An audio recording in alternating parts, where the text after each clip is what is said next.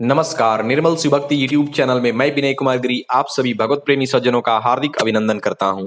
मित्रों, भगवान विष्णु के द्वारपालों जय और विजय के विषय में तो आपने अवश्य सुना होगा, लेकिन उनके पूर्वजन्म की क्या कथा है, इसी बात की चर्चा इस वीडियो में करने वाले हैं। साथ ही वे भगवान के द्वारपाल का पद कैसे प्राप्त कर पाए, इस पर भी चर्चा करेंगे।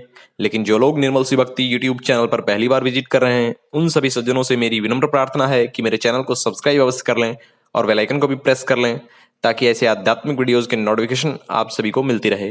धन्यवाद। आइए वीडियो को शुरू करते हैं। पूर्व काल में तृणवेंदु की कन्या देवहूति के गर्भ से महर्षि कर्दम की दृष्टि मात्र से 2 पुत्र उत्पन्न हुए। उनमें से बड़े का नाम जय था और छोटे का विजय। पीछे उसी देवहूति के गर्भ से योग धर्म के जानने वाले भगवान कपिल उत्पन्न हुए। जय और विजय सदा भगवान विष्णु की भक्ति में तत्पर रहते थे। वे नित्य अष्टाक्षर ओम नमो नारायणाय मंत्र का जप और वैष्णव व्रतों का पालन करते थे। एक समय राजा मरुत ने उन दोनों को अपने यज्ञ में बुलाया। वहां जय ब्राह्मण बनाए गए और विजय आचार्य। उन्होंने यज्ञ की संपूर्ण विधि पूर्ण की। यज्ञांत में अवभृत स्नान के पश्चात राजा मरुत ने उन दोनों को बहुत धन दिया। धन लेकर दोनों भाई अपने आश्रम पर गए।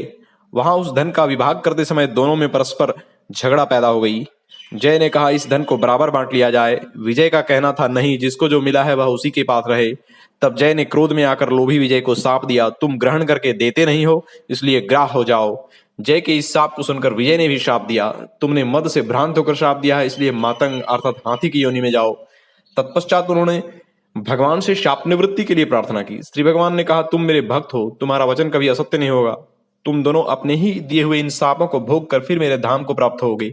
ऐसा कहकर भगवान विष्णु अंतर्ध्यान हो गए। तदनंतर वे दोनों गंडकी नदी के तट पर ग्राह और गज हो गए। उस योनि में भी उन्हें पूर्वजन्म का स्मरण बना रहा और वे विष्णु के व्रत में तत्पर रहे। किसी समय वह गजराज कार्तिक मास में स्नान के लिए गंडकी नदी में गया।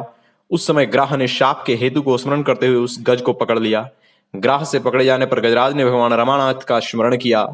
तब भगवान विष्णु शंख चक्र और गदा धारण किए हुए वहां प्रकट हुए और उन्होंने चक्र चलाकर ग्राह और गजराज दोनों का उद्धार किया और उन्हें अपने ही जैसा रूप देकर वे वैकुंठ धाम चले गए। तब से वह स्थान हरिक्षेत्र के नाम से प्रसिद्ध है। वे ही दोनों विश्वविख्यात जय और विजय हैं, जो भगवान विष्णु के द्वारपाल हुए हैं। ओम।